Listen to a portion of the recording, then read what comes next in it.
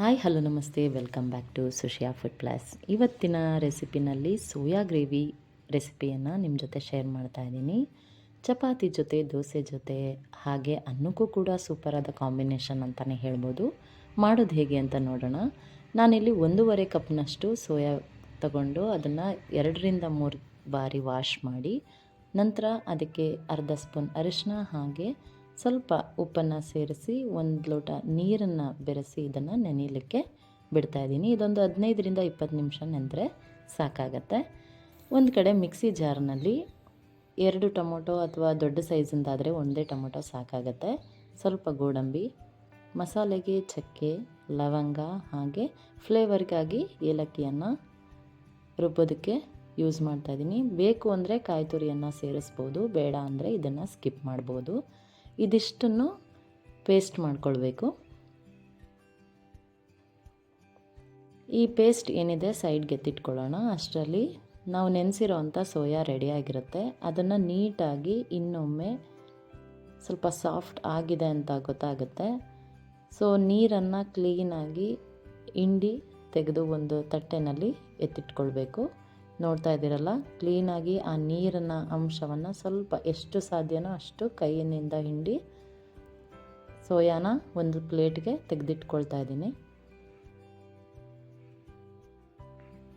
ನಂತರ ಈ ಸೋಯಾವನ್ನು ಫಸ್ಟಿಗೆ ನಾನು ಒಂದು ಪಾತ್ರೆಯಲ್ಲಿ ಒಂದು 2-3 ಸ್ಪೂನ್ ಎಣ್ಣೆಯನ್ನು ಹಾಕಿ, ಆ ಎಣ್ಣೆಗೆ ಸ್ವಲ್ಪ ಅರಿಶಿನ ಹಾಗೆ ಉಪ್ಪನ್ನು ಸೇರಿಸಿ ಈ ಸೋಯಾ ಏನು ನೆಂದಿದೆ ಸೋಯಾವನ್ನು ಹಾಕಿ ಫ್ರೈ ಮಾಡ್ಕೊಳ್ತೀನಿ. ಚೆನ್ನಾಗಿ ಅದು ಉಪ್ಪು ಹಿಡಿಯುತ್ತೆ ಅನ್ನೋದಕ್ಕೋಸ್ಕರ. ಹಾಗೆ ಗ್ರೇವಿ ತುಂಬಾ ಟೇಸ್ಟಿಯಾಗಿ ಬರುತ್ತೆ. ಸೊ ನಾನ್ ವೆಜ್ ಪ್ರಿಯ ಆಗಿರೋರು ಕೂಡ ಈ ಗ್ರೇವಿಯನ್ನು ಒಮ್ಮೆ ಟೇಸ್ಟ್ ಮಾಡಿದ್ರೆ ನಾನ್ ವೆಜ್ ತಿನ್ನೋದನ್ನು ಕೂಡ ಮರ್ತು ಬಿಡ್ತೀರಾ. ಹಾಗೆ ಕಾರ್ತಿಕೆ ಮಾಸ ಆಗಿರೋದ್ರಿಂದ ಮನೆಯಲ್ಲಿ ನಾನ್ ವೆಜ್ ಮಾಡದೇ ಇರೋರು ಈ ಗ್ರೇವಿಯನ್ನು ಒಮ್ಮೆ ಟ್ರೈ ಮಾಡಿ, ತುಂಬ ಟೇಸ್ಟಿಯಾಗಿರುತ್ತೆ.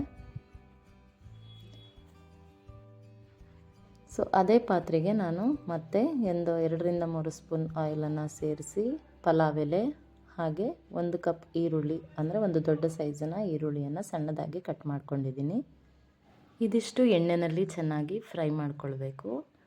ಈರುಳ್ಳಿ ಬಣ್ಣ ಸ್ವಲ್ಪ ಚೇಂಜ್ ಆದ ನಂತರ ನಾನಿಲ್ಲಿ ಏನು ಮೊದಲೇ ಪೇಸ್ಟ್ ಮಾಡಿ ರೆಡಿ ಮಾಡಿ ಇಟ್ಕೊಂಡಿದ್ದೆ ರುಬ್ಬಿದ ಮಿಶ್ರಣವನ್ನು ಅದನ್ನು ಸೇರಿಸ್ತಾ ಇದ್ದೀನಿ.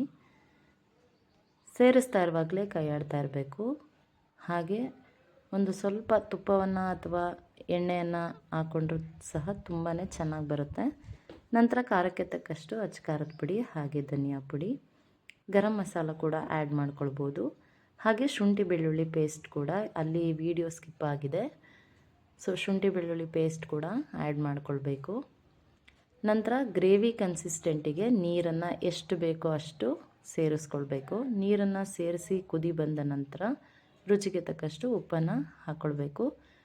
ನಾವು ಸೋಯಾಗೆ ನೆನೆಸುವಾಗ್ಲೂ ಉಪ್ಪನ್ನು ಬಳಸಿರ್ತೀವಿ. ಆ ಟೇಸ್ಟು ಕೂಡ ಬೇಯುವಾಗ ಸೋಯಾ ಉಪ್ಪನ್ನು ಬಿಡುತ್ತೆ. ಸೊ ನೋಡಿ ಉಪ್ಪನ್ನು ಹಾಕ್ಕೊಳ್ಬೇಕು.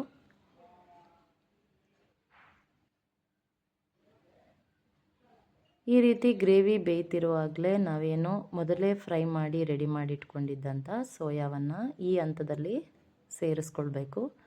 ಸೇರಿಸಿದ ನಂತರ ಒಮ್ಮೆಲೆ ಇದನ್ನು ಕೈ ಆಡ್ತಾ ಬಂದರೆ ನೀಟಾಗಿ ಒಂದು 10 ನಿಮಿಷ ಬೇಯೋದಕ್ಕೆ ಬಿಟ್ಟರೆ ಸಾಕು.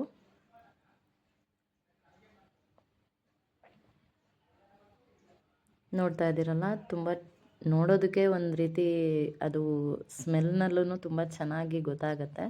ಹಾಗೆ ತುಂಬ ಟೇಸ್ಟಿಯಾಗೂ ಕೂಡ ಇರುತ್ತೆ. ಮಾಡೋದು ಕೂಡ ತುಂಬಾ ಸುಲಭ, ಹಾಗೆ ಕಡಿಮೆ ಇಂಗ್ರೀಡಿಯೆಂಟ್ಸ್ ಕೂಡ.